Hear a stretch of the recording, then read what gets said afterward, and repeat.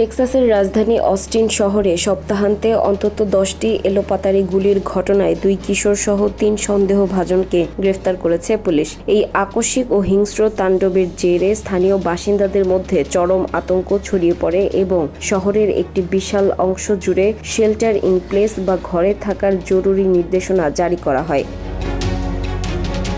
Austin police প্রধান Lisa Davies এক সংবাদ সম্মেলনে জানান, শনিবার রাত থেকে রবিবার সকালের মধ্যে ফায়ার স্টেশনে গুলিবর্ষণ সহ অন্তত 10টি স্থানে এই কাণ্ডজ্ঞানহীন হামলা চালানো হয়। এই ঘটনায় 15 ও 17 বছর বয়সী 2 কিশোরকে একটি চুরি যাওয়া গাড়ি থেকে গ্রেফতার করা হয়। প্রথমে পালিয়ে গেলেও পরবর্তীতে পুলিশ তৃতীয় আরেক তরুণ সন্দেহভাজনকেও হেফাজতে নেয়। এই ভয়াবহ তাণ্ডবে 4 জন আহত হয়েছেন, যাদের মধ্যে একজনের অবস্থা আশঙ্কাজনক।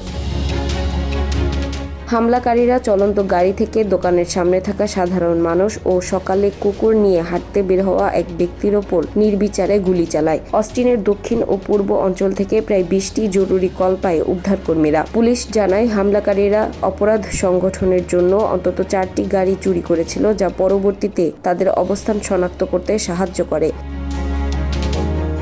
এছাড়া তাদের ব্যবহৃত অস্ত্রগুলোও একটি দোকান থেকে চুরি করা হয়েছিল। বর্তমানে অপরাধীরা হেফাজতে থাকায় জনগণের জন্য আর কোনো নিরাপত্তা ঝুঁকি নেই এবং জরুরি বিধিনিষেধও তুলে নেওয়া হয়েছে।